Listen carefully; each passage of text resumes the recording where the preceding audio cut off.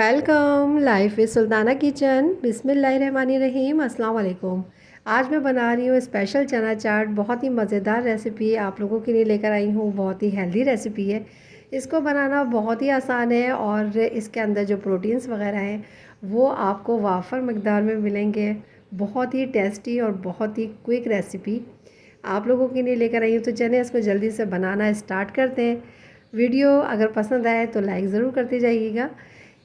मैंने लिए हैं 2 कप चने बॉयल हुए हुए और इसके अंदर मैं डाल रही हूँ 1 प्याली टमाटर। बड़े साइज़ का टमाटर था जिसको डाइस में मैंने कटिंग किया है। इसी तरह से 1 बड़े साइज़ की प्याज थी जिसको मैंने स्लाइस में कटिंग किया है।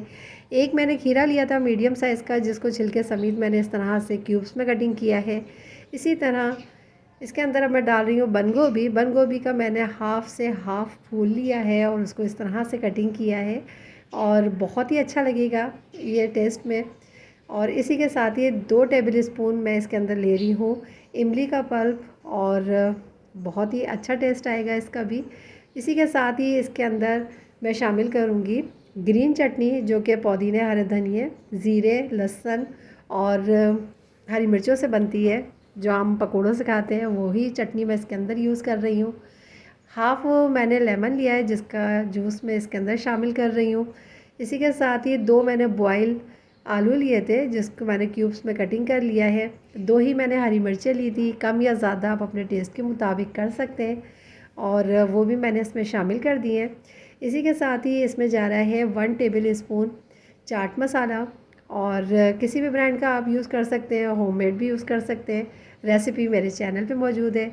कुटी हुई लाल मिर्चें मैंने डाली हैं हाफ़ टी स्पून और नमक मैंने डाला है काला नमक 1/4 टीस्पून क्योंकि छोले उबालते हुए भी मैंने नमक का यूज़ किया था। इसको अब मैं कर दूँगी मिक्स। बहुत अच्छी तरीके से मैं इसको मिक्स करूँगी और ये देखें हर मसाला इसके अंदर और हर सब्ज़ी आपस में मिक्स हो चुकी है और बहुत ही मज़ेदार सी इसके अंदर खुशबू आना स्टार्ट हो चुकी है।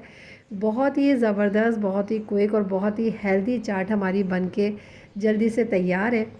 इसको ज़रूर बनाइएगा, अपना फ़ीडबैक मुझे ज़रूर दीजिएगा और दुआओं में आमिर को, मुझे और मेरे मुल्क पाकिस्तान को याद रखिएगा। अपना बहुत सा ख्याल रखिएगा। मेरे चैनल को अगर अभी तक आपने सब्सक्राइब नहीं किया तो सब्सक्राइब ज़रूर कीजिएगा। इस रमज़ान में लेकर आ रही हूँ बहुत ही क्विक और हेल्दी रेसिपीज़।